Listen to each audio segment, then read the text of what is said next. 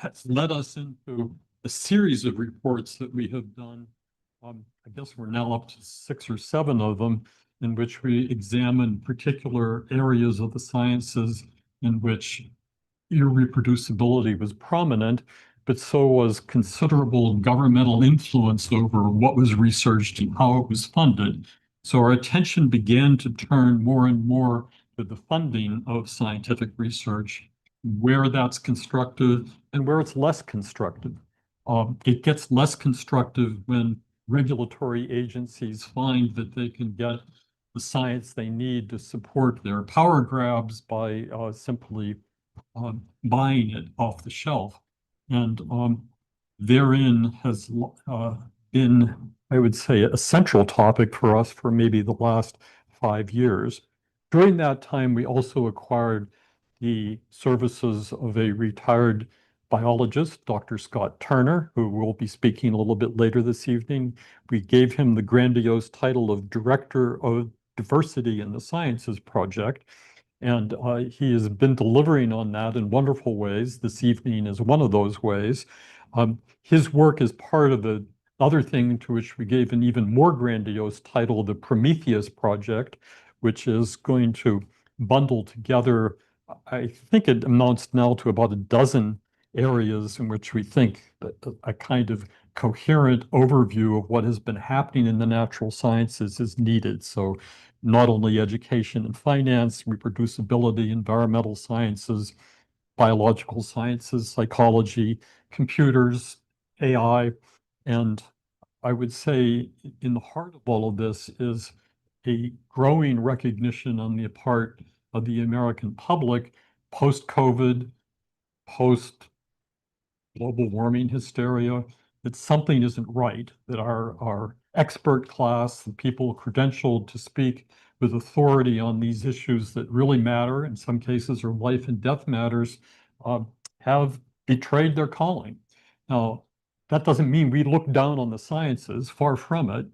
We look up to the sciences for their noble mission and for all the wonderful things that have made modernity possible to us. But we realize that that's a risky proposition, that the less credibility the science carries, the less likely it is to carry into the future the magnificent accomplishments of the last 300 years. So we come here with a sort of moral trembling as well as an intellectual delight in the company of the people who are choosing to speak to us on this. Now, it's not my job to do the introductions, so I will excuse myself at this point and turn it over to you. Thank you. Not you. Thank you. Great talk.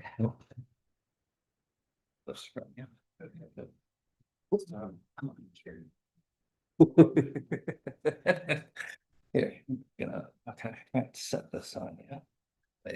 Maybe a caption program. There we go. Perfect. Okay. Okay, so those are some very powerful remarks, and it was really delightful to hear about the history of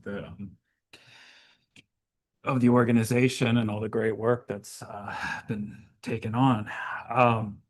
So thank you to the National Association of Scholars for organizing this event. My name is Jason Locasow, and thank you all for being here tonight.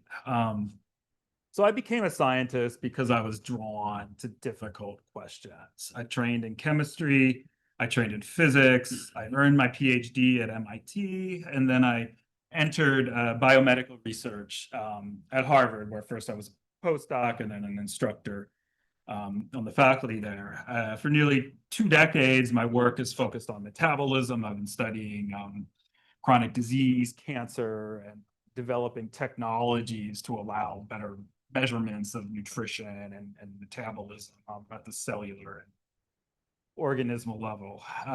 Over that time, I published more than 200 papers. I became one of the world's most highly cited scholars. I served as an advisor to most of the government agencies, most of the organization, most of the well-known scientific organizations. Most recently, I was a tenured professor at Duke University, where I worked in the medical school.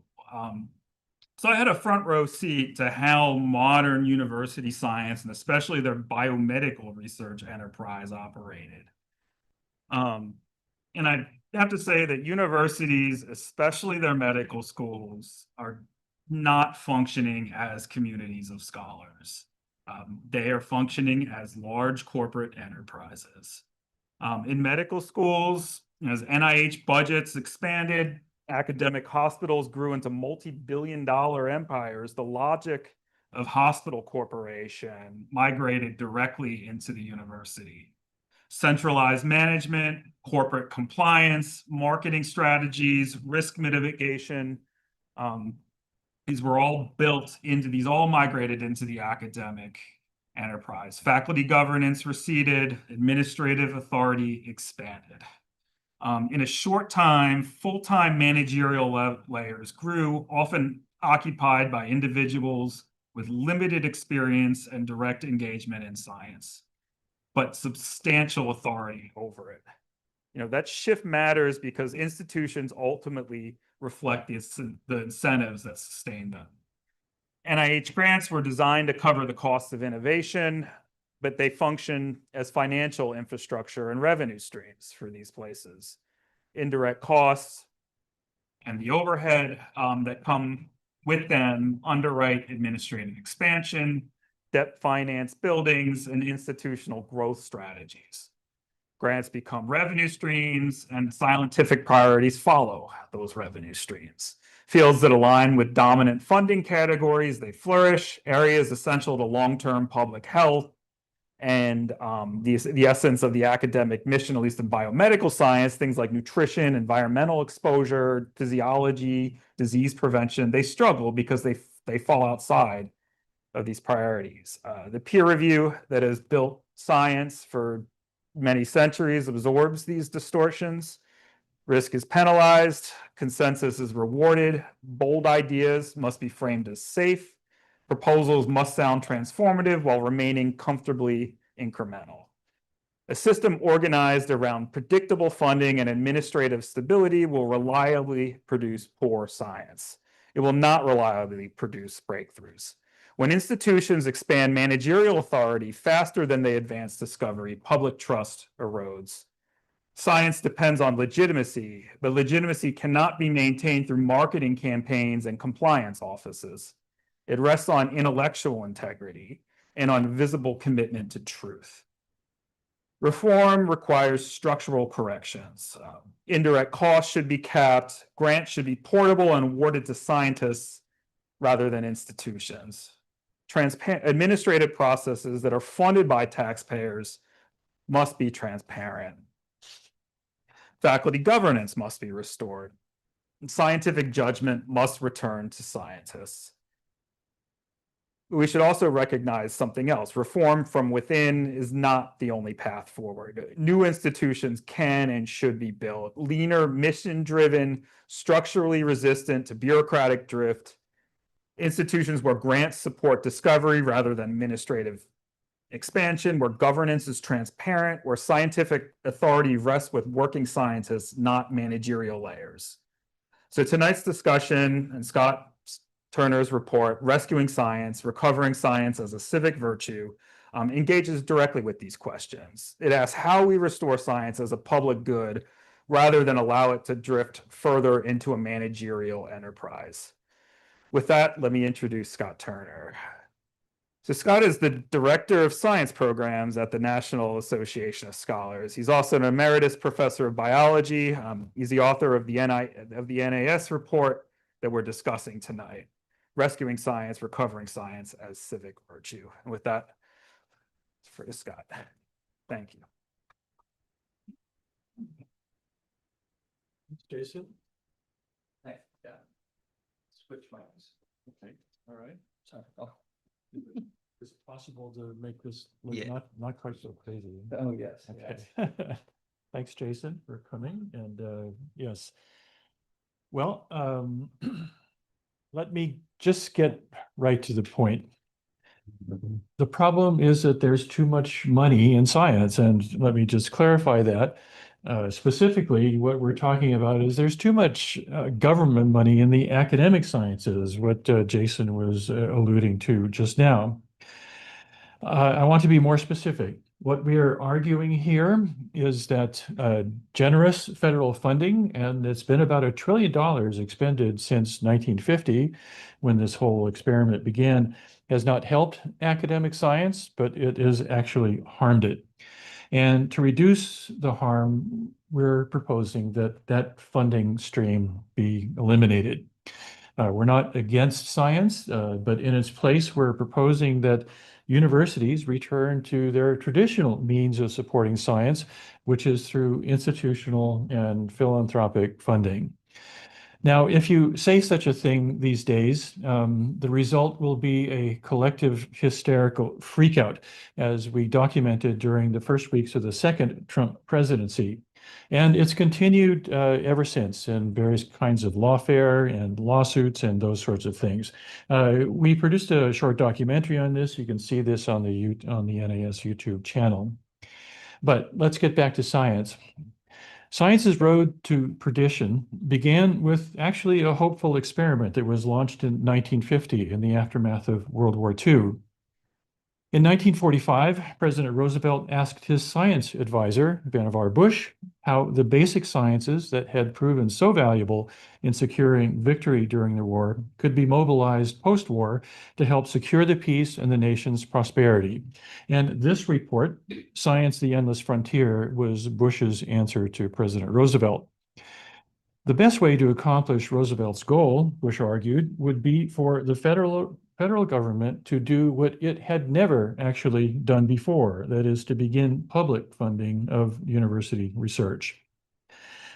Science: The Endless Frontier was published in 1945, shortly after Roosevelt died. And after 5 years of political wrangling over what to do with this report, the National Science Foundation Act was signed into law by President Truman in 1950. So this experiment has been running for a little over 75 years now. And being scientists, there does come a time when we have to ask, how's the experiment working out? As a spending program, the experiment has been a smashing success. Federal expenditures on academic science have been on actually a steady upward growth trajectory, and with a doubling time of about every 7 years, remarkably. And as a result, the federal government is now the dominant funder of university research. And here's an example. We recently conducted an audit of the research portfolio of a mid-level R1 research university, and the name's been changed to protect the guilty. And remarkably, funding from 4 federal agencies accounts for 95% of this university's research portfolio. But in terms of the experiment's original intent, namely fostering scientific discovery in the universities, how has the experiment worked out? Well, maybe it hasn't worked out so well. American scientists published roughly 500,000 scientific papers in 2022. That sounds like pretty productive science. And taxpayers footed the bill here. Production of those papers in that year was supported by roughly $100 billion of federal funding. So by a rough calculation, each of those 500,000 papers cost about $200,000 to produce. So we ask, are we getting $100 billion worth of discovery out of these expenditures? We've been doubting this for a long time. As early as 1991, it was claimed that roughly 90% of those 500,000 papers are never cited and presumably never read by anyone except by the authors of the paper itself. Now, that, of course, provoked a furious attempt to blunt the bad news. And the good news is that it's probably not as bad as 90%, but even in the best cases, the lack of citation proportion of uncited papers is still alarmingly high. Then there's the whole irreproducibility crisis that Peter Wood mentioned and that David Randall and the NAS have been pointing out for several years now. In 2005, John Ioannidis did a statistical analysis of bias in published research, and he claimed that shortcomings in experimental design and performance of experiments may render as much as 90% of all published scientific research either unusable or wrong. And the news has just gotten worse still. A 2023 paper by Michael Park, Aaron Leahy, and Russell Funk used patterns of citations to calculate a so-called coefficient of disruption, which tagged papers and patents that had transformed a field, when someone actually discovers something groundbreaking, what federal funding was intended to support, let's remember. And to everyone's consternation, the incidence of discovery seems to have been on a steady decline since 1950. And that's awkward, especially considering those exponentially rising federal levels of federal funding since 1950. They are the virtual mirror images of one another. At this point, it becomes reasonable to conclude or entertain the idea that the grand experiment that was begun in 1950 has been a failure. Despite the hundreds of billions of dollars spent on promoting discovery, it seems instead to have promoted a host of pathologies, some of which we've listed here. But the most troubling has been, as Jason mentioned, the erosion of public trust in science. That's incalculable, I think. So we seem to have mucked it up with this experiment. Now, prior to World War II, there had been a flourishing culture of scientific research. And somehow they managed to pull it off without federal subsidy. And how did they manage to do it? Well, the culture of science has changed. Scientists then worked in what we might call a small science ecosystem. And each type of science, and these are all legitimate, occupied a distinct ecological niche in this ecosystem, if you will. Basic research was the province of the universities. Mission-oriented research in the public interest rested in government science agencies such as the NIH or the U.S. Geological Survey or a host of others. And commercial research and development geared to profit was largely in the hands of institutions of the private sector. And the responsibility for managing each of these niches rested largely in the hands of the institutions in those areas that supported them. Basic research in universities was supported through institutional funds and philanthropy. Research in the public interest was in the hands of government, supported by tax dollars, and commercial research and development was in the hands of profit-making companies. For those academic scientists, defense of autonomy and intellectual freedom were paramount values, and part of this defense was robust protection of tenure and strong academic self-governance. And another part was to deliberately keep government and commercial funding at arm's length. The rewards and incentives that shaped scientists' careers were largely also under their own control through professional guild associations, such as the scientific societies.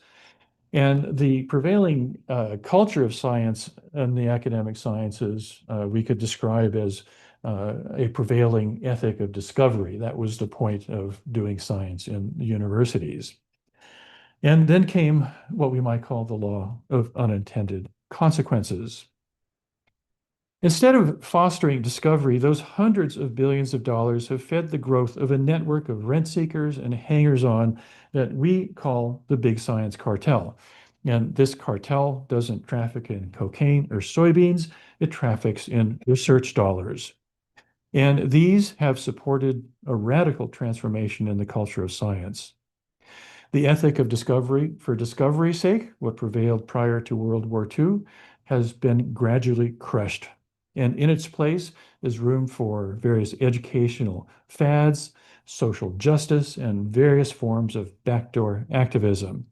And the big science cartel has pulled off this trick by skimming roughly a third of that gusher of federal research dollars into their own coffers. Now, this has reduced scientists to basically being generators of revenue to support the interests of the big science cartel. And where once an ethic of discovery prevailed, now it is an ethic of production that shapes scientists' careers. Professional rewards and incentives are now allocated by metrics of scientific productivity, which is an oxymoron if ever I heard one, by numbers of publications, by citation indices, by numbers of grant dollars won. And as we've already seen, those metrics are underwhelming. Which brings us to 2026. The experiment that was begun in 1950 promised scientists the freedom and support to explore science's endless frontier. The reality is a little different. It's now the big science cartel that is in charge. And they have been for some time, by the way, long before the Trump war on science that everyone's heated up about right now. The problem is that scientists have basically ceded control of their professions to the big science cartel. So science's way forward is both logical and straightforward. To rescue science, Peter Wood asks, rescue from what? We need to disentangle the academic sciences from the contrary interests of the big science cartel. And the really big question there, of course, is how?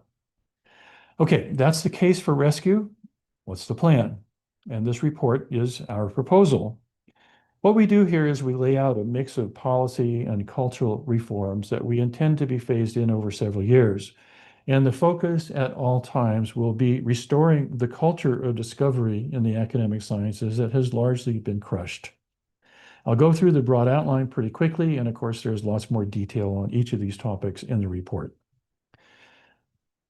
Okay, universities using science as a revenue stream, as Jason has pointed out, is a major source of the entanglement through creative accounting tricks with overhead costs. And the deeper you delve into it, the crazier this whole system becomes.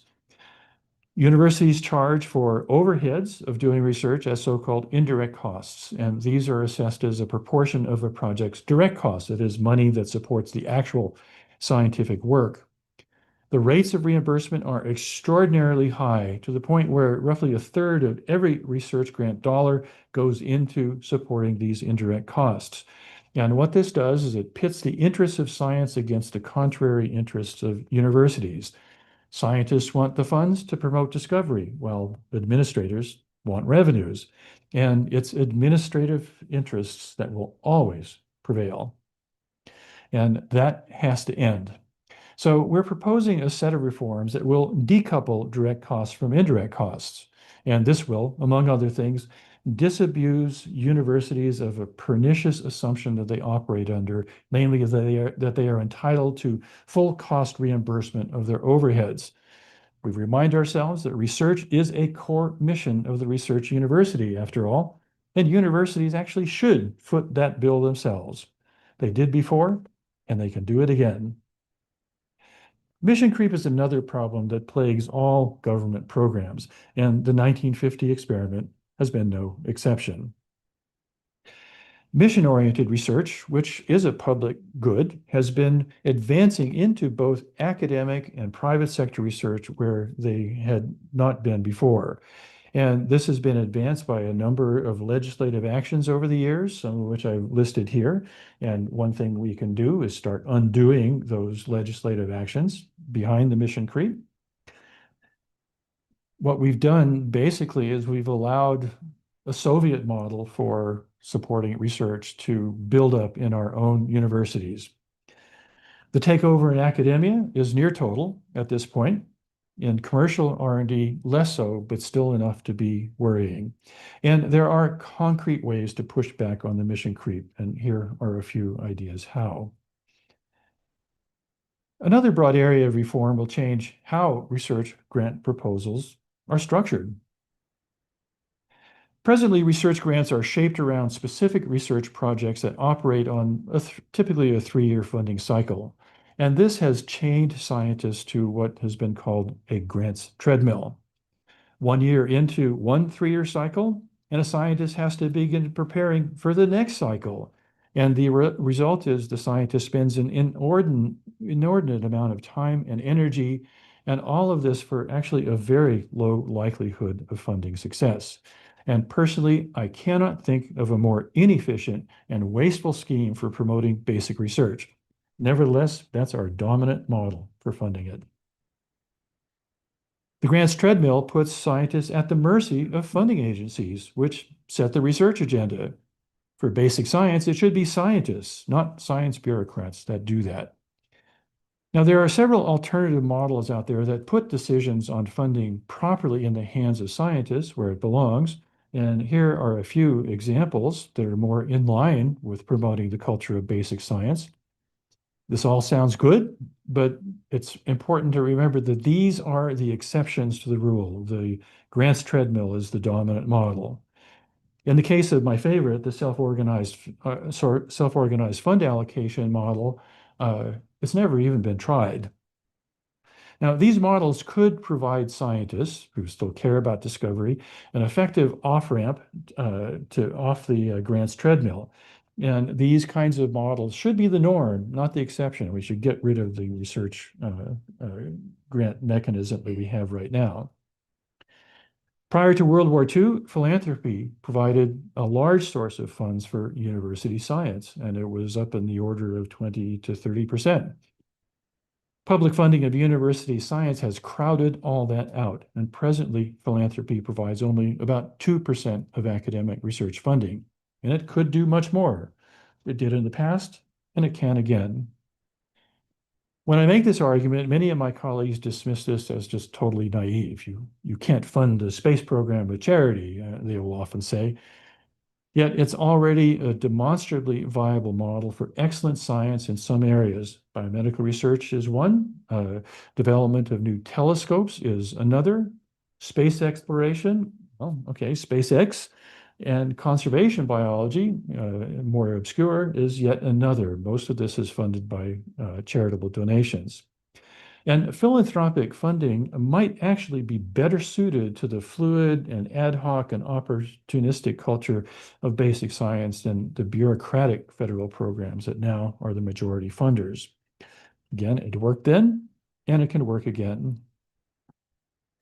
The way we educate future generations of scientists is another self-inflicted abomination.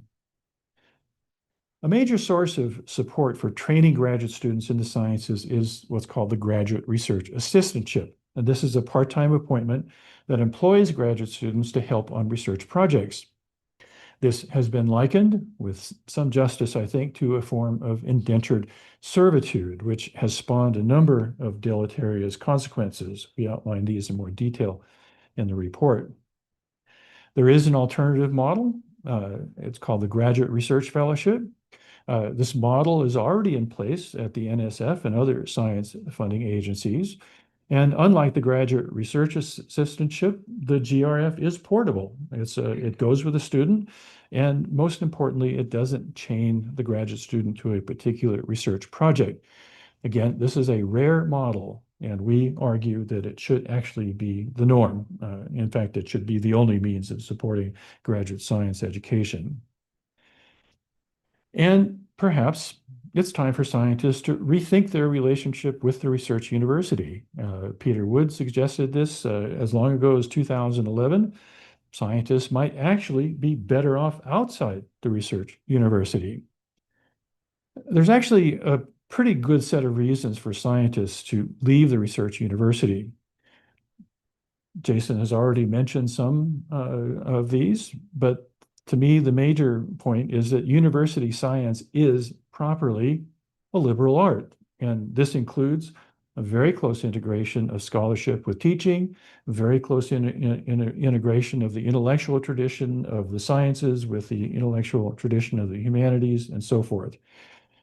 But in the modern research university, it's pursuit of research revenues that has become prioritized over defense of these ideals of a liberal education, and no free guesses for which one wins.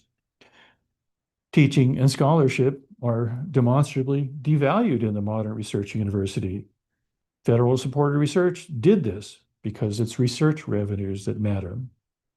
And this has made universities increasingly unfriendly places for the core values such as academic freedom, intellectual autonomy, and the close integration of teaching and research and the sciences with humanities.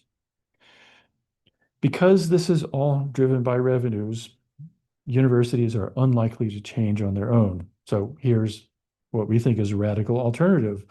Scientists should leave the research university and form what we are calling independent science faculties. These would be modeled after professional firms and arguably would offer such things as stronger tenure protection and more intellectual freedom than universities now do. Academic scientists would now be contractors to a university, which would force them to negotiate with their science faculty in ways that they don't need to right now, as long as their scientists remain subordinate employees of the faculty. And it's really not such a radical idea. Our next speaker, Terence Keeley, may point out the universities of Oxford and Cambridge are actually organized very much along these lines. And independent science faculties would actually be better suited to the increasingly networked world that we live in. It would open up new opportunities for that creative destruction that everyone keeps talking about, something that the sclerotic universities have proven incapable of navigating. Higher ed keeps talking about tearing down silos. I've heard that phrase a number of times, but nobody really talks about bringing in the bulldozers, and independent science faculties just might be the bulldozers that are needed. Okay, this is all very fine and idealistic talk, but there is a major obstacle, namely that science has developed an addiction problem. Scientists and universities have become so dependent on federal funding that they simply cannot imagine a life without it. And as a result, the entire science ecosystem is motivated by a relentless search for the next fix, the next grant. So it's universities and scientists that will actually be the major obstacle to reform and recovery. Any attempt at sobriety will immediately be undermined by the army of enablers, pushers, and enforcers that make up the big science cartel. And increasingly, this includes scientists themselves. So will any of this work, or is it all just tilting at windmills? Well, given the depth of the addiction, I'm a little pessimistic that these reforms can work. All the money and power rest with the big science cartel, and money and power are never surrendered voluntarily. And scientists, unfortunately, have been unable to stand up to it. But maybe it can work. The reforms we're proposing have one overarching goal: to restore to the academic sciences the largely forgotten ethic of discovery, an ethic that has been crushed under the weight of an addiction to federal money and the relentless pursuit of the next fix. So what we're proposing here is a kind of constructive rehabilitation program to wean the sciences off their addiction, to see that great science is still possible without it. And if that can be done, science may be restored. Thank you.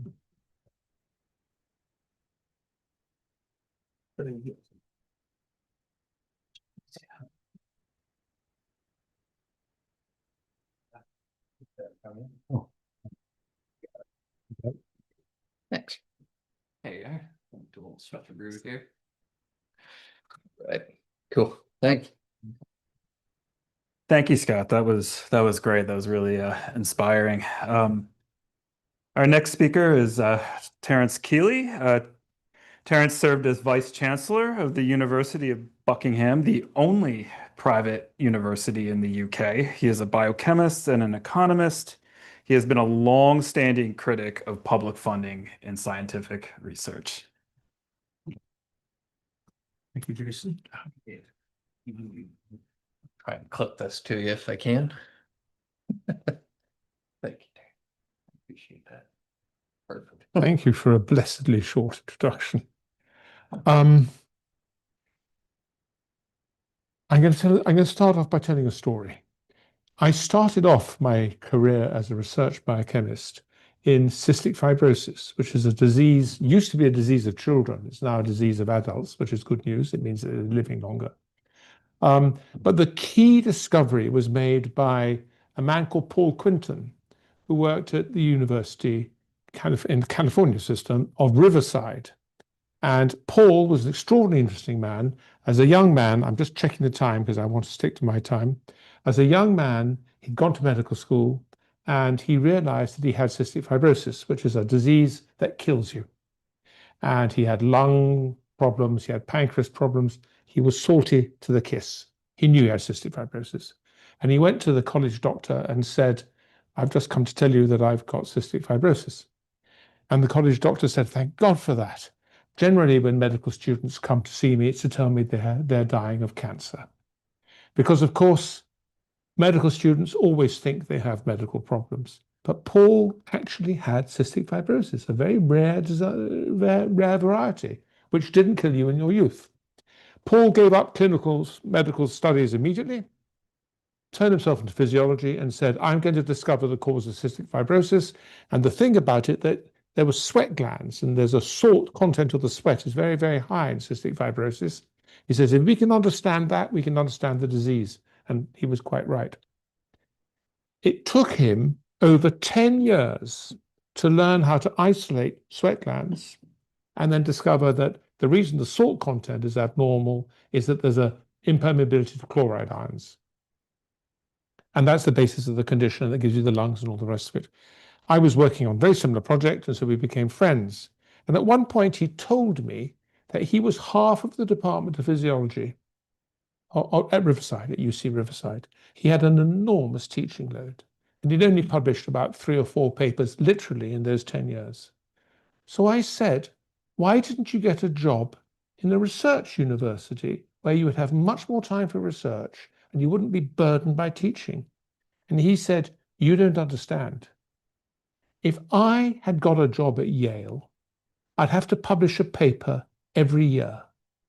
I wouldn't be allowed to do real science.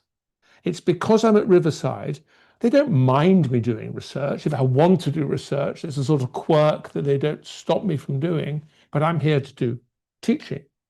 Therefore, I can dedicate my life to what is actually real, which is discovery. And so it was that Paul Quinton made this earth-shattering discovery of the chloride impermeability in cystic fibrosis, because he wasn't at a major research university and so was free to do science rather than producing papers. Now, this paper here by Scott is a fabulous paper.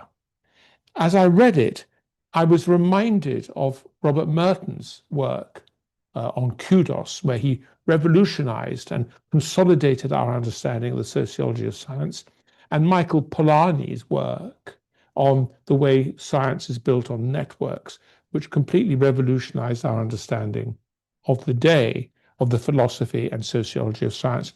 This paper of Scott's is of that caliber. What he has done is he has drawn from the entire body of research, condensed it very readably, I might add, so that we now know what the problem is. So we now know the past, what the problem is, and how to address it for the future. And it's a consummate piece of scholarship, and it deserves very wide circulation. It actually deserves a research seminar around it, where all the major figures whose scholarship Scott has drawn from can come together and use it as a framework for the future. And I suspect it will actually go that way. What I want to do in the few minutes I have is to fill in the gaps of things that Scott hasn't said and take them forward. But I want to start off by repeating something Scott said. Scott said that governments should not fund science. That is unbelievably radical. For many, many years, I prided myself on being the only person in the world to say that. Milton Friedman had said that, the economist, but he wasn't a scientist, so he didn't actually know what he was talking about. Milton Friedman didn't believe that governments should fund anything. So his validation wasn't real. Let me just explain why it's all a myth. And it's a very simple explanation. So it's exactly as Scott has described. Until 1950, the United States of America, the federal government didn't fund science. It funded a bit of mission science. So if it funded agriculture or funded lighthouses or funded some government mission, the national libraries, then it would fund research in support of its missions. But this was totally insignificant research. It funded military research, of course, because that was its mission. But it didn't fund science. That wasn't its job. And all that changes in 1950 with the publication, as a consequence of the publication, of Science: The Endless Frontier, which is based on complete myth. This is the myth. And by the way, it's not the scientists tell government that persuades government. It's the economists. Government's not interested in scientists. If scientists go to government and say you must fund science for X, Y, or Z, government says, yes, thank you very much, and pats the scientists on the head and sends them off. But if the economist comes in and says you must fund science for X, Y, or Z, then the government says, oh, great economists, yes, we must obey your orders. What the economists say is this. And by the way, I published this with my friend Martin Ricketts in Research Policy, which is the top journal in the field. So not just me, I mean, it is me just sitting here talking, but actually we have published this in very credible journals and more than one paper as well. What the economist said was this: no one will fund basic science under the market because anyone can copy. So if I do a piece of basic science, Jason over there can just copy me. Therefore, governments have to fund science because no one else will. Without governments funding science, we'd all be living in caves and we'd have to go out with clubs and things and die of starvation. That's what the economist said, and that's what Vannevar Bush picked up in Science: The Endless Frontier. But that is the argument. It is, of course, utterly untrue. I happen to know how to clone a gene. People don't really do that sort of thing anymore, but when I was a young man, people like me cloned genes, and I could write a protocol. Do you suppose that I could take that protocol and go to the average person in the street and say, here's a protocol on how to clone genes. Why don't you go off and clone a gene this afternoon? Of course not. The only people who can copy the research of others are researchers who have had years of experience in the same field, have made their own contributions to the research, can read what's called the tacit knowledge, and can then go off and copy. And the price you pay for copying is the stuff you yourself have produced that others can copy from you. There is no market failure in basic science. It's purely a myth. But, and I'm afraid we are not conspiracy theorists here, but there are such things as conspiracies, even though we don't believe in them. And this whole thing of the government funding of science has been a vast conspiracy for exactly the reasons in this fantastic report, because it has put, we have the figures, £200 billion a year, dollars a year. Is that how much? About 100 billion. $100 billion a year goes into the universities. Well, they have an incentive there to tell you that they should continue doing so. So we know it's a myth because we're scientists. So in 1950, the federal government starts funding science.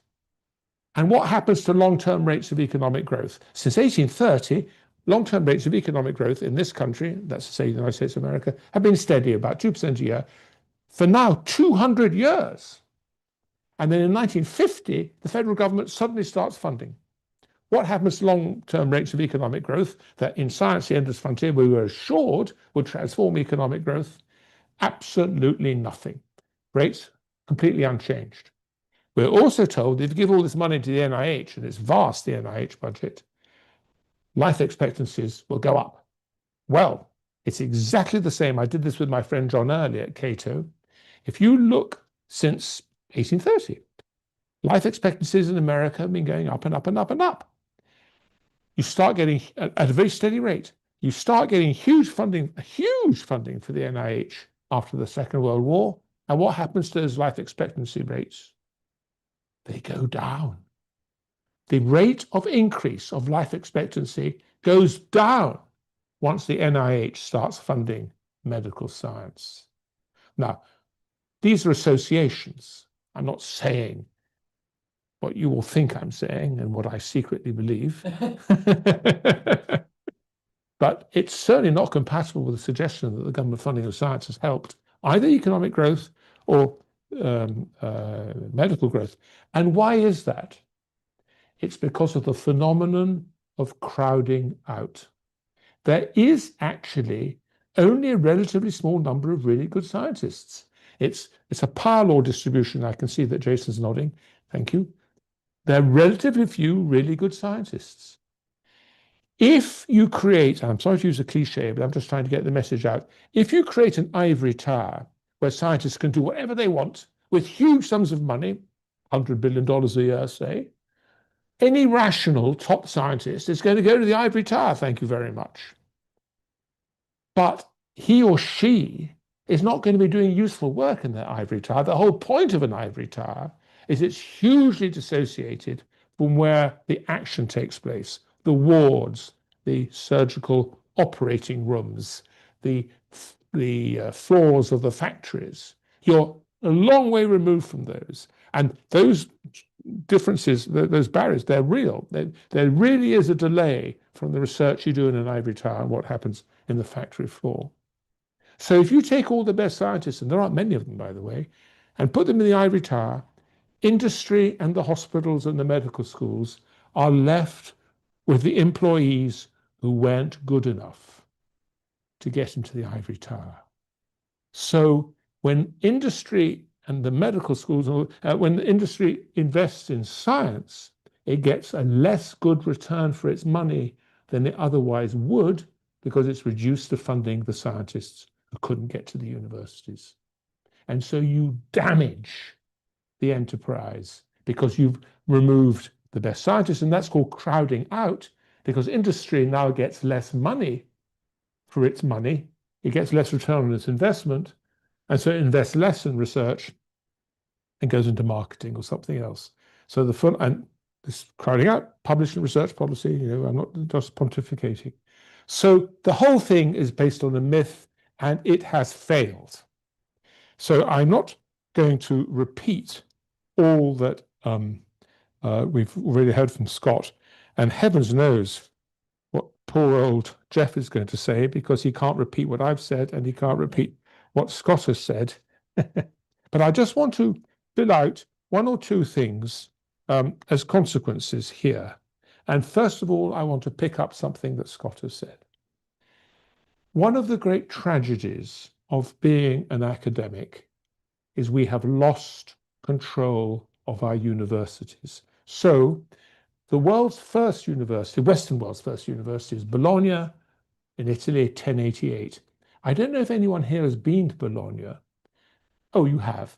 And have you seen, and you have as well. Do you remember the mausoleums of the early professors? Do you remember? Well, Bologna, most cities you go to the public squares, and it's statues of generals and politicians and other bad people. But Bologna, the public squares, they have the mausoleums, double-decker mausoleums, much higher than this room, where the bodies of the early medieval professors are buried, because they are the joy, the glory of Bologna. And so it's a terrific thing, Bologna, for any academic. Now, the University of Bologna was created by the students. So Bologna was a major center of research in law, practice of law. And so if you wanted to study law, you went to Bologna and you apprenticed yourself to one of the lawyers. And in the end, it became easier to get together, create a guild, and employ the lawyers to come and teach you. Bologna was the first university created by the students. We have a succession of universities created by the students. Padua, Montpellier, and others.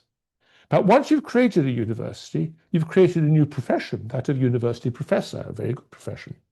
And once you create this new profession, the professors start to say, we could create universities. Why do we have to let the students create all these universities? We don't want to be told what to do by students. We want to tell them what to do, create the universities. And so the professors create the University of Paris, the University of Oxford, and the University of Cambridge. At this time, a very bad man, the King of Spain, creates the first state university in Salamanca, but we won't talk about that because that's a very bad thing, a state university. Oxford and Cambridge are still to this day run by the academics. It's completely legal in British and American law. This organization, I'm not for a moment suggesting mutiny or revolution, but this organization doesn't need external trustees, lay external non-executive trustees. It could be run by you two and a couple of others. You could be the only trustees. It's completely legal. We've just got into the habit that we should hand over governance of our institutions to trustees. We could run our own institutions. It's completely legal. It's very, very rare. But in Britain, it's not just Oxford and Cambridge. Let me tell you one story, and then I must carry on to Scott's paper. One of the best independent medical schools in Britain actually is in Ireland, which is, unfortunately, has become a separate country. It's got away from British rule. But there it is. And it's called the Royal College of Surgeons in Ireland. It's in Dublin. Very successful medical school, 2,500 students, medical school, dental school, pharmacy school, physiotherapy school, nursing school, all completely private, as you are used to in America, but which in England is a very unusual thing because the state is all powerful in our socialist country. It has 23 trustees, 21 of whom are what we call consultant surgeons, but I think you would probably call consulting surgeons. The point is, the surgeons run their own college. So it's not just Oxford and Cambridge. The Architectural Association in London is run by architects. I could go on and on and on. So one of the ways to build up on the point that Scott is making is we could take back control of our institutions if only we wanted to. There's nothing in law to stop us. It's only custom that means we generally think in terms of trustees. So I'm going to stop in a minute because Q&As are always much, much better than pontificating like this. But to summarize, this is a great report. It deserves wide circulation. I have one criticism. You have omitted one problem. You haven't cited, but it's a very small problem, you haven't cited Daniel Sarowitz's essay where he complains about peer review. Peer review has become, you were very polite about peer review, but peer review has become a way of introducing groupthink. And what Sarowitz says is that in the olden days, when science was funded privately, you got an infinity of different funders. And so you had lots and lots of different ideas. But now, when almost all the funding comes NIH, NSF, you get a homogeneity of thought. For 35 years, if you said that anything else other than fat was the cause of atherosclerosis, that was the end of your grant, the end of your tenure, actually, and the end of your getting publications, because there was a dogma that was laid down by a terrible man called Ansel Keys, and everyone just followed it because, and that's one of the real problems. Now, you do mention that, but you don't mention this great essay. Apart from that, yours is a brilliant essay. So to conclude, science is in trouble, and the reason it's in trouble is it's been nationalized. There is no such thing as a nationalized industry that's anything other than in trouble. And the nationalization is completely unnecessary, based on a total fiction that science is a public good that would not exist without being funded by the state. It wasn't true. America, this country, became the richest country in the world in 1890. By definition, therefore, you were the most technologically advanced country in the world in 1890. So by 1940, you had been the richest country in the world for 50 years without the government funding of science. And you're still the richest country in the world, bar the odd, ridiculous oil country or whatever. You're still the richest country in the world, but the government funding of science has done nothing to promote that. It's all because the funding of science in the days of the market was completely satisfactory, and the government funding of science has not stimulated that. So it's all based on a myth. But science has been corrupted.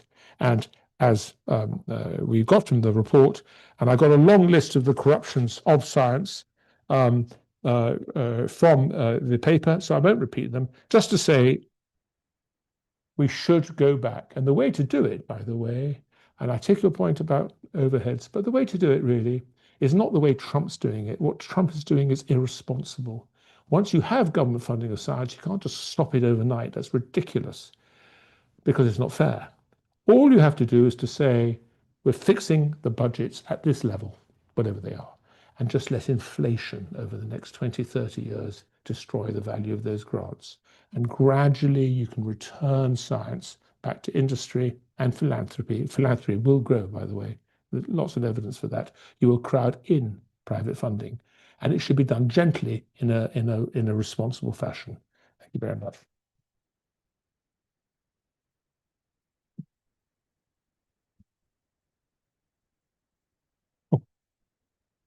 Good luck.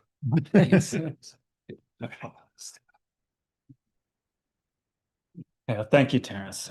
That was very interesting. Our next speaker is Dr. Jeff Horstman. Jeff is a associate professor of chemistry and biochemistry at Wilfrid Laurier University, where his research involves understanding how microbes assemble molecules like antibiotics.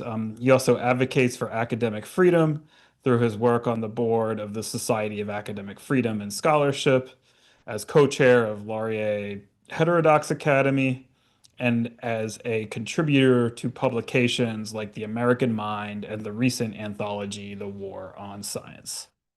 Jeffrey.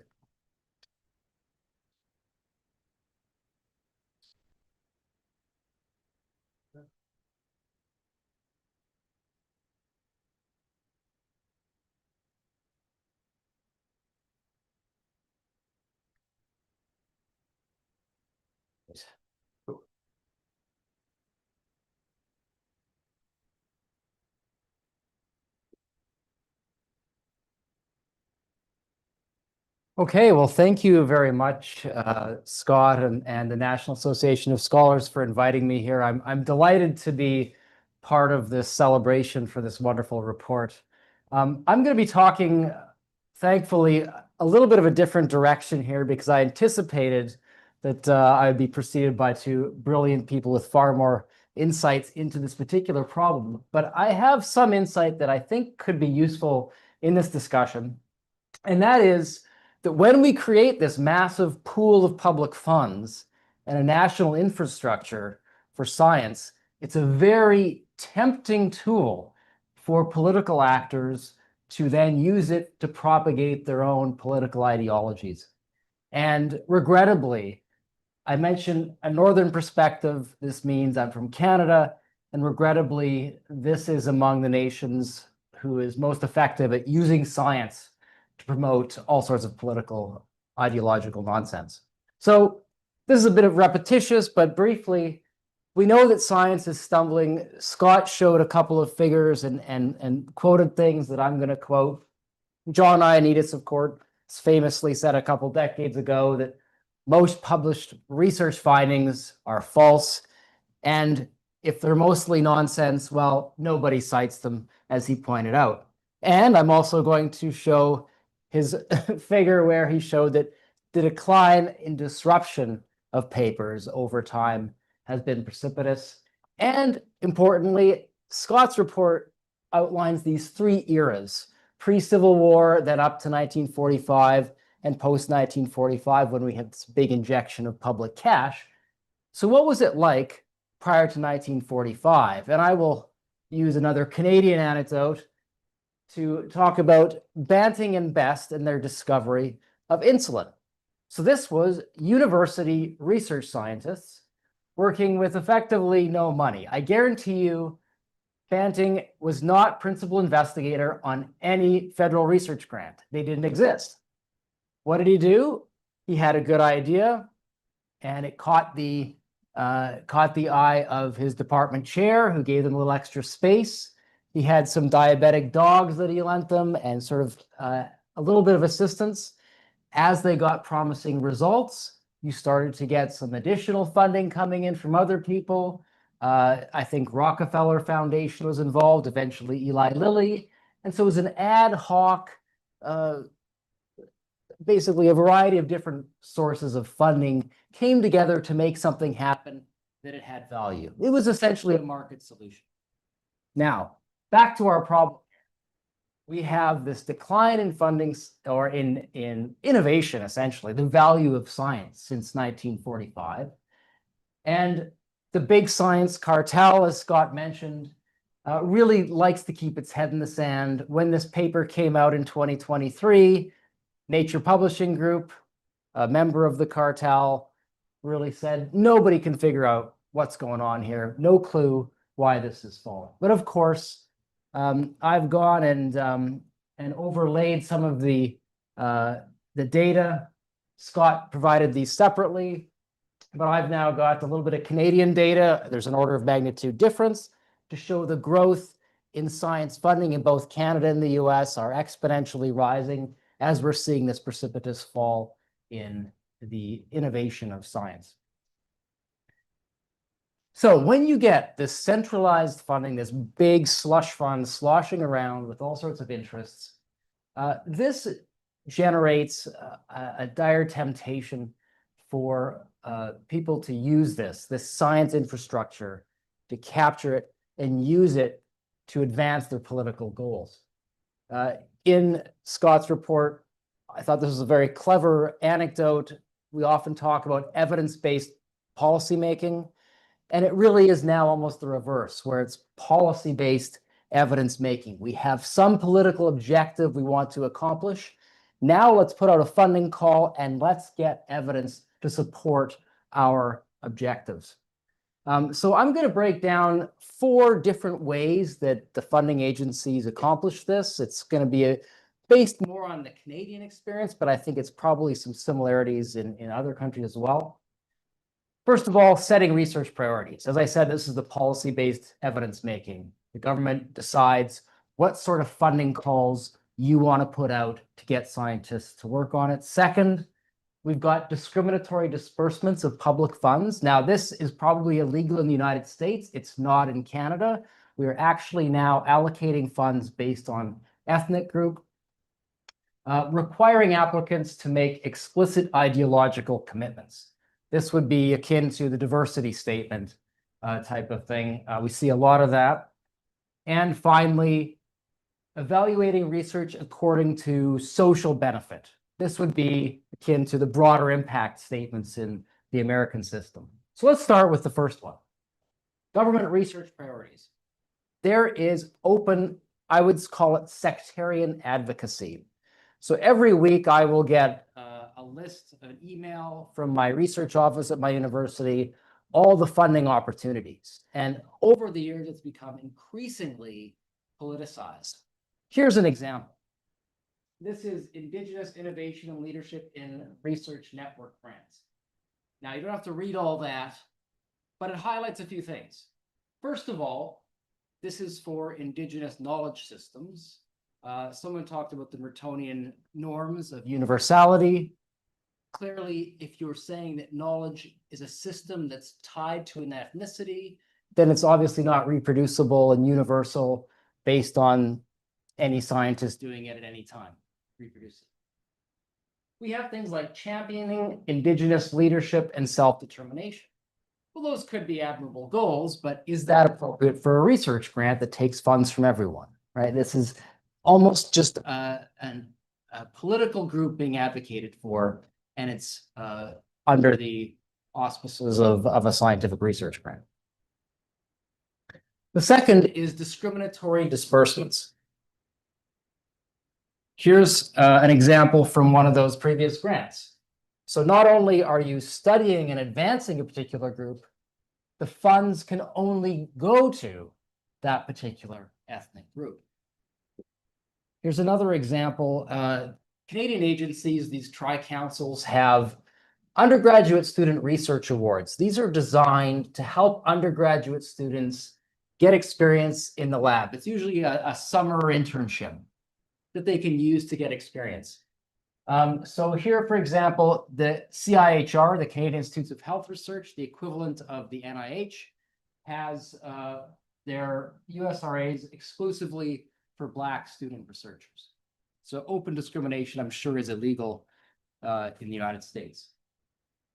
We also have something called the Canada Research Chairs. These were developed about a quarter century ago to attract and retain top international talent in Canada. Now, what happened, of course, is that early on, people started noticing a demographic reality they were not happy with. Namely, there was a lot of these CRCs that were what they say, male, pale, and stale, or something like that, right? It was just mostly older white men. And this led to a lawsuit and they ended up changing this program to bring about quotas, a quota system. So this is a tweet from Matt Burgess, who's a Canadian-American scholar, who did some analysis showing the majority of CRC job postings in a 6-month period a couple of years ago specifically excluded straight white men. And here's an example of, you go on the CRC website and you can actually see a table now of racial quotas. They don't call it racial quotas, they use the term equity targets. So you can see on the right column, it says December 2029 equity targets with a percent. And the first is women and gender equity seeking groups, I guess women and non-men. That's about 50%. We've exceeded that. The next one is racialized individuals. In Canada, this is a term that's replaced visible minorities. So it just means non-white, but this is the term that's used now. Now, this one's interesting because a couple years ago, when I first looked at this table, that the current number was about 27%. You can see the target is 22%. So it had already been exceeded a couple years ago, but it just keeps increasing. So same with all these numbers, they keep increasing over time.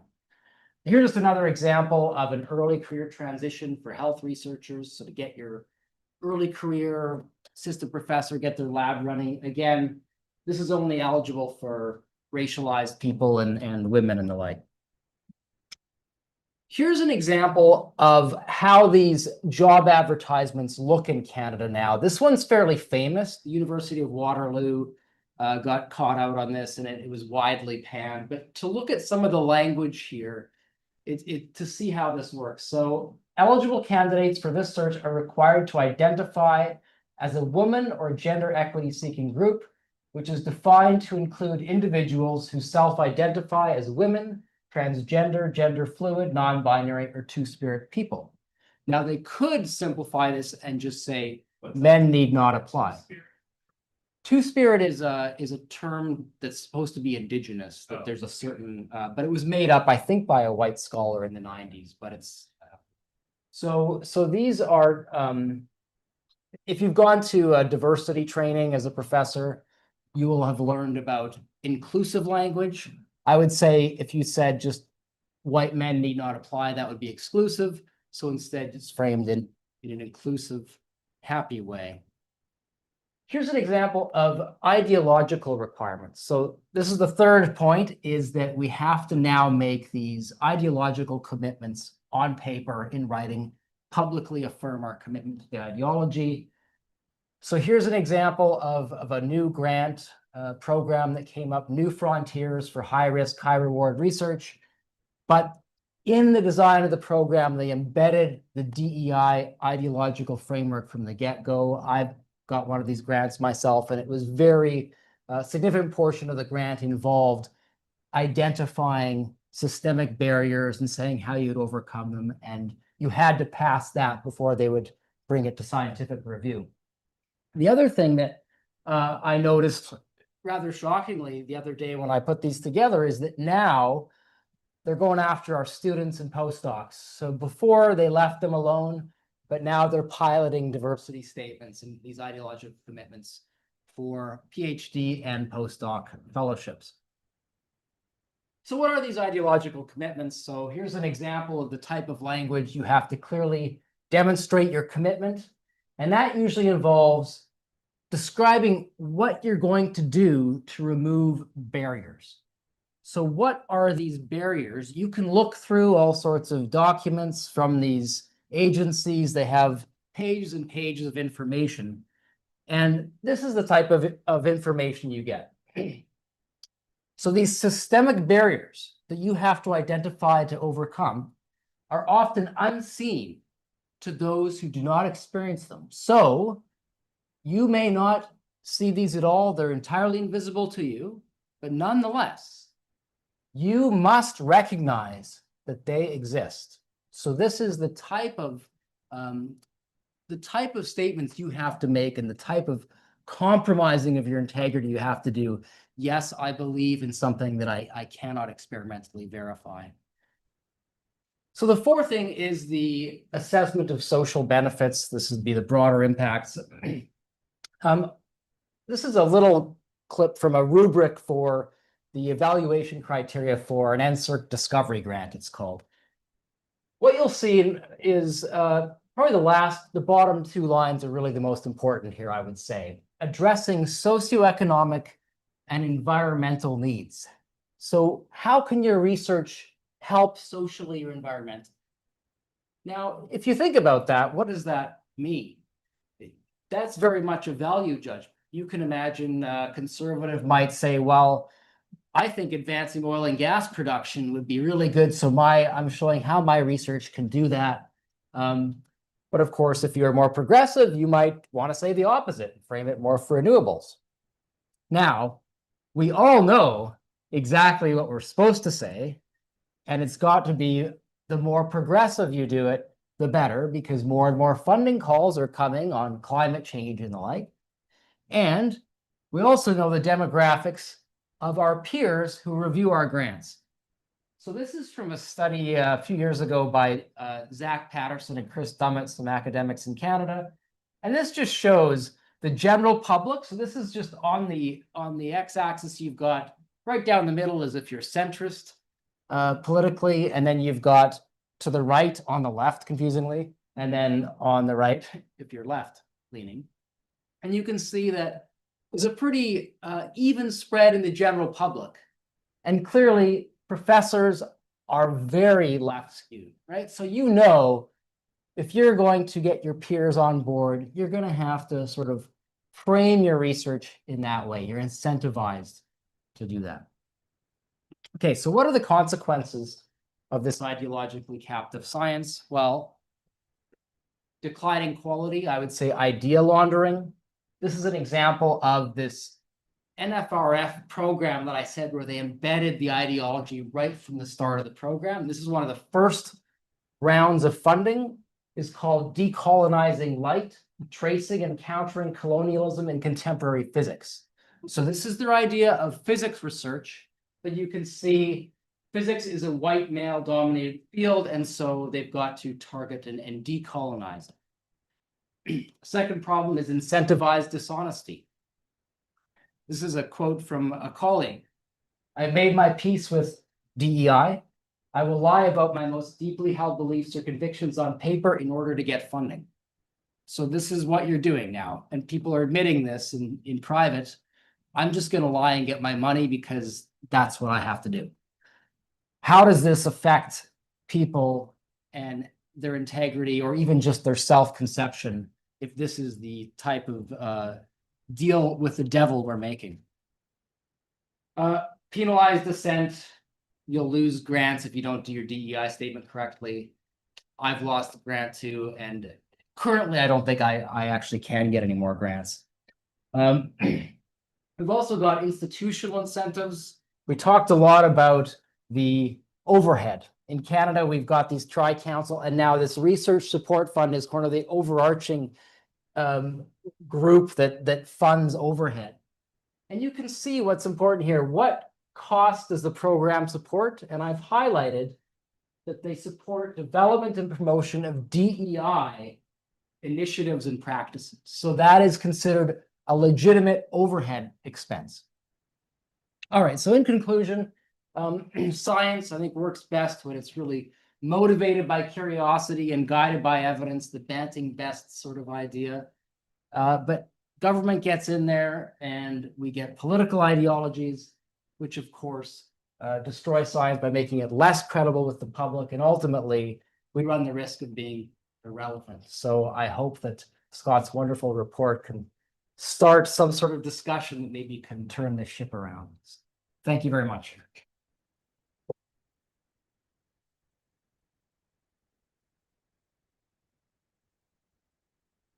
Let me take that off. Yeah.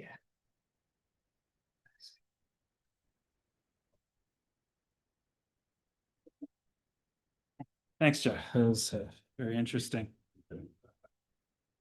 Okay, so thank you again to the National Association of Scholars for convening this conversation and for their ongoing work to defend academic standards and civic responsibility.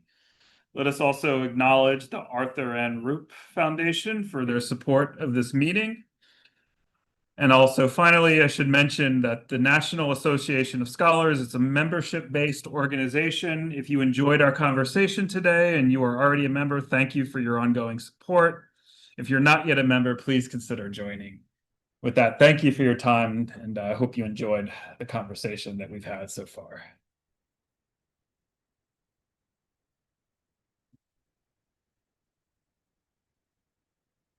You want to do Q&A? All right, cool.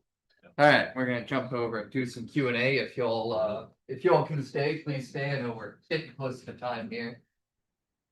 Otherwise, yes, we will be taking questions. I'll start with a question. All right, 1 second, Peter. Let me get the mic up. Here, I've got a chair for you over here. Oh. Just gotta get everything out of the way for you. I'm gonna go and put this one. Let me grab the other one. Give this one to you, Scott.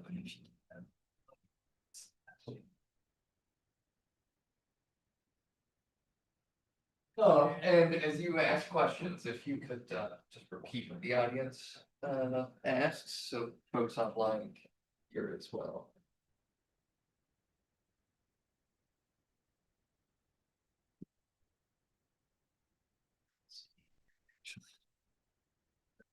All right. Thank you. Go ahead. Questions? Okay, I want to read a fist fight between Jeff and Terrence. Jeff has given us a picture of the Canadian science establishment, which people are so cowardly that they're willing to lie to get their grants and to live in a world where the institutional structure has turned them all into subservient midgets of what should be science. But Terrence is telling us we can trust the scientists to govern themselves. How can we trust scientists in Canada or probably anywhere else, given the incentive structures? They've already been reduced to being people who don't deserve any public trust at all. So which is? Well, it was explained 2,500 years ago by Herodotus, who explained that the Athenians, when they had been the victims of tyranny, were cowardly and contemptible. But once they had democracy, they transformed themselves and became the bravest soldiers in all of Greece. So it all depends on circumstance. In Canada, the scientists are oppressed by a tyranny, and therefore they are cowardly in Herodotus's terms. But once liberated to run their own institutions, they will find their own courage. Their courage is situation dependent. I think so. Well, I think one thing that I would support that to some extent, because actually in Canada, I think my generation, the mid-career or the scientists are cowardly, but I'm seeing a shift in the students. They are not on board with a lot of this. Certainly the students I teach seem to be much more open-minded. And because I think, like you say, the tyranny, what you have to experience the tyranny, maybe to wake up and realize how far it's gone. And they pushed pretty far and fast in Canada. So maybe just being able to notice I have some hope for the next generation. I would just like to add a little bit to that.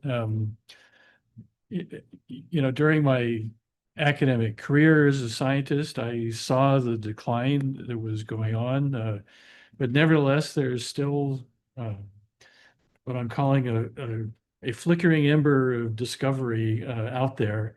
And the trouble is, as Terrence has pointed out, everyone is laboring under a tyranny of money and power. And it's a hope that by providing alternate structures for doing what these flickering embers of discovery want to keep doing, that'll provide the avenue. And that's the source of my trust in this. Who knows? But it's a hope. That's all I can say.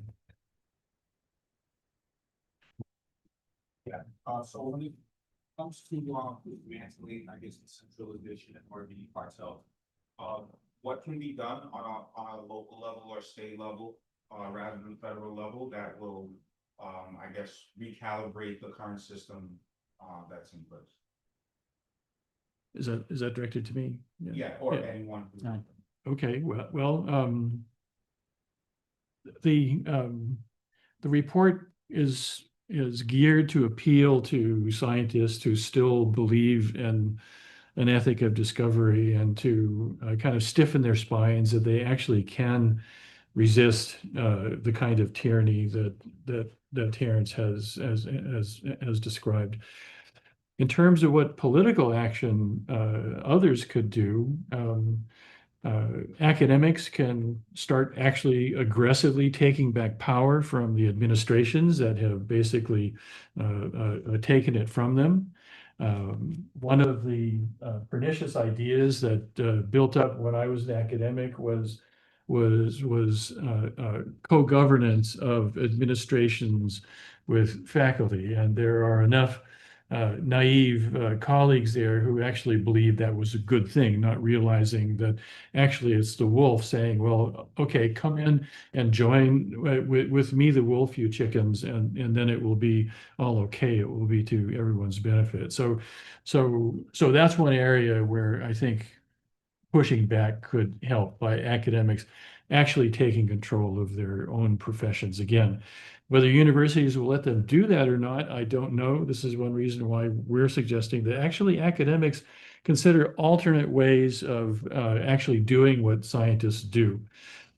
I'm a pessimist here. I think the universities are sclerotic dinosaurs. I don't think they're going to reform themselves.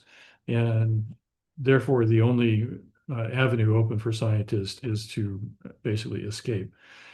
In terms of the public, I think the public is waking up to the idea that science does not equal objectivity, does not equal good, does not equal that there's a whole agenda, political agenda behind this. And the pro-cartel forces are very good at mobilizing public opinion to advance that narrative. That documentary that I showed the opening card of, that was in the second month of the Trump presidency when he was saying, well, let's cut back indirect costs to 15%.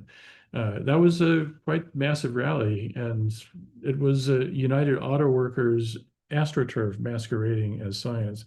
And I think if the public starts to wake up to the fraud that's being perpetrated on them, then that might stiffen the resolve of the legislators that are going to have to take this and dismantle this massive political infrastructure that's been built up over 75 years.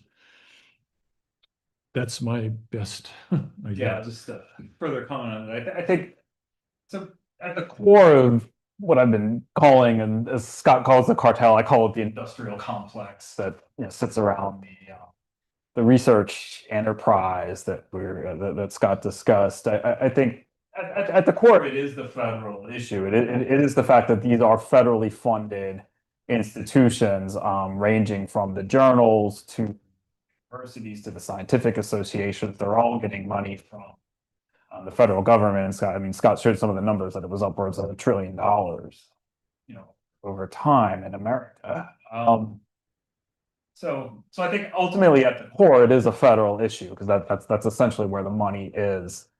At local community levels, I think we really need to make public awareness of these issues. I think there has been a lot of progress on that in the last 15 years. I mean, you could see what the public thinks of universities 15 years ago and what they think of them now, and there's there's all kinds of exposure, and I mean, just seeing like we've got the Epstein scandal, for instance, and in the news right now, and where the public is seeing that, and then this guy was just a celebrated member of the academic community for quite a long time, and for every one of these guys that happens to do the level of egregious behavior that he did, I mean, there are thousands of people taking money from whether it's promoting ideological agendas to just simple quid pro quos and inside some of these place sectors. I mean, I think the public just needs to be aware of the extent of this industrial complex. How much of it is actually advancing science versus how much of this is sustaining itself through an through a managerial complex. I think we've seen public sentiment in terms of, I mean, if we look the last 60 years, I mean, we've seen the public, both left and right. I mean, this isn't necessarily a left wing or a right wing issue. I mean, this is a corruption issue, and we've seen the public turn in certain ways. I mean, what do we think about the Iraq War right now? This is what we did 25 years ago in its relationship to the military, for example, and I think a lot of that was bringing awareness of a lot of the issues that were around and that were exposed, and so I think at the local levels, I mean, that's the most important thing. I mean, obviously you have a congressional representative, and this doesn't have to be a part. I mean, right now it's a heavily contested partisan area, but there's corporate greed and corruption that doesn't need to be a partisan issue, and I think I think the public can really bring more awareness to this, and we need to just really understand that this is the amount of money coming inside. When you have these medical school deans that are making $1 to $5 million a year take home salary, compare them to executive compensation on Wall Street. I mean, they're not doing too bad in medical school administration financially, and you look at their credentials, and you look at what their scientific accomplishments are. I mean, it's obscene right now in terms of who is managing the academic institutions right now, who is leading them. And the public needs to be aware of this. I mean, the public needs to know that the best science that the best scientists, the best science that is currently existing, I mean, a lot of it is getting crowded out in these complexes, and I think that's the part that we really need to emphasize, and that's the best we can do for the community, I think, right now, is really bring awareness to these issues. Yeah, and there's just to follow up on that, and also on a comment that Terrence made during his presentation, there's this political action going on over the actions of the Trump presidency, and it's divided very strongly into left versus right politics, and I think that's leading to a public misunderstanding of what's really at stake. When Trump was first inaugurated for the second time, he started doing all these things to science funding that got me thinking, is there going to be anything left for us to do at the National Association of Scholars? Because he, among other things, was saying, well, let's cut overhead costs. Yes, that's exactly what we should be doing. But then if you look more deeply into it, the actions of the Trump administration are not solving the basic problem of the politicization of the university. Take on Terrence's comment that his criticism of the Trump administration. What he is doing is he is changing the political priorities and the ways that the federal government can influence research. I think it would help to make a positive case to the public that no, we should be getting all that out of university funding.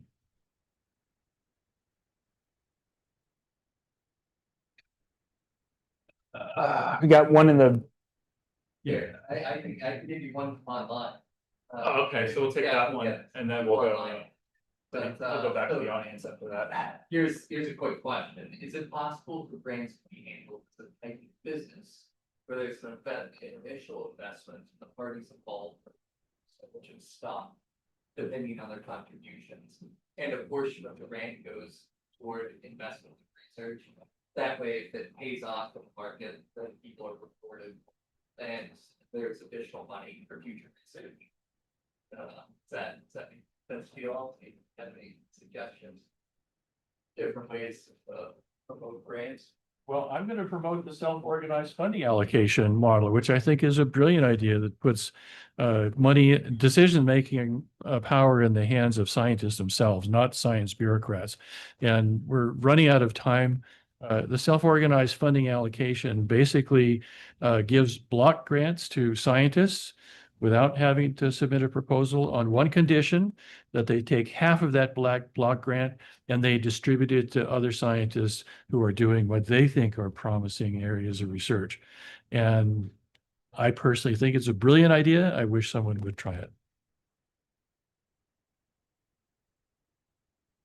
Yeah, I would just briefly comment. I think there's a lot of interesting models, and now I've looked into this myself in terms of what it involves starting new institutions, and just one basic idea is that if you just do a back of the envelope overhead calculation on what it costs to start a new research institute compared to what universities are charging right now. For indirect cost reimbursement, I mean, you're getting very different numbers. I mean, there is just so many, there are so many options of just thinking of new innovative ways to conduct scientific research. And I mean, incorporating new technologies, new kind of crowd behaviors, new self-organization behaviors, decentralized ideas around, blockchain kind of technologies and so on. I mean, these are all kind of ideas to think about. And I think the beginning part, though, is recognizing that the current institutions are not working. And I think that's the part we need to emphasize and continue to push hard on. And without that reckoning, we can't go into these further modernized ideas.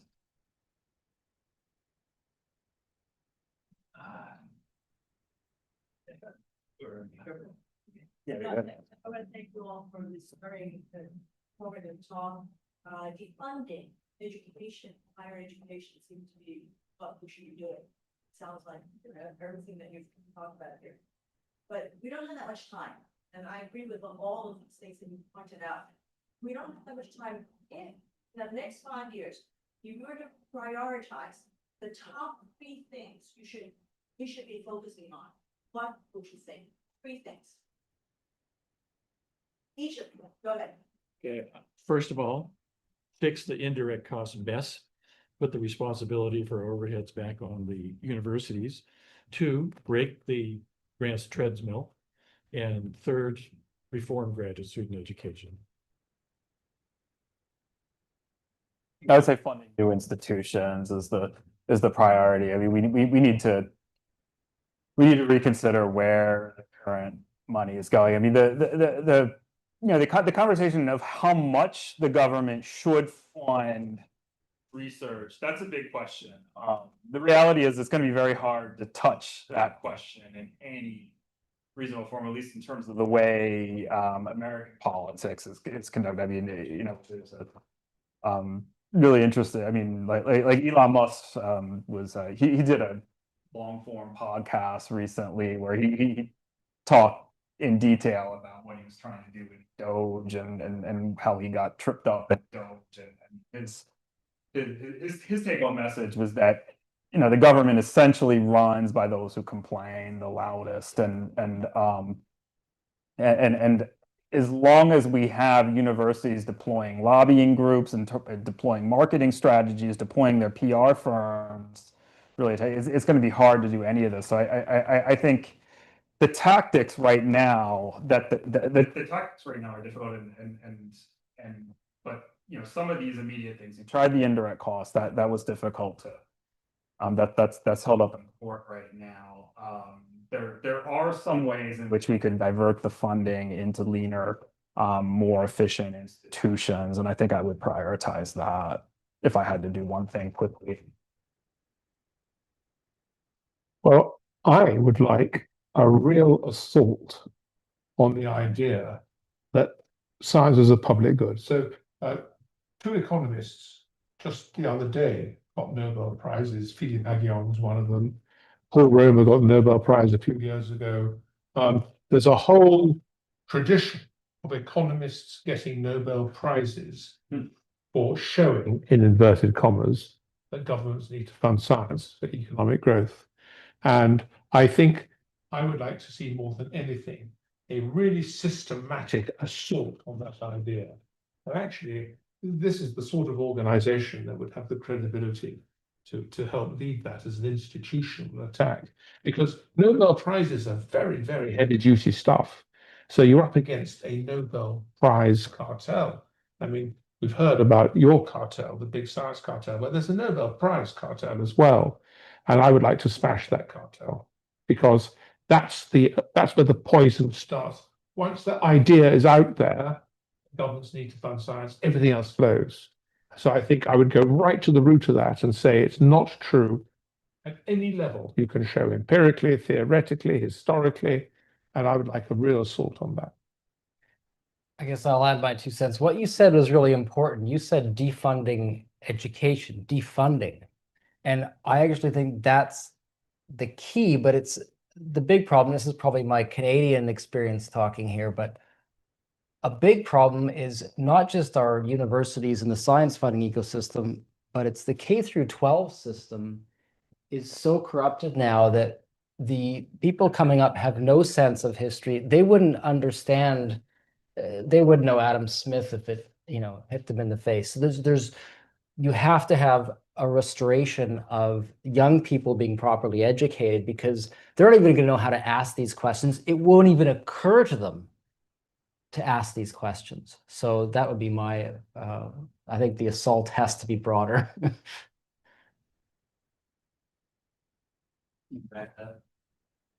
Okay. Oh, well, thank you again. This was a great meeting, and thanks everyone.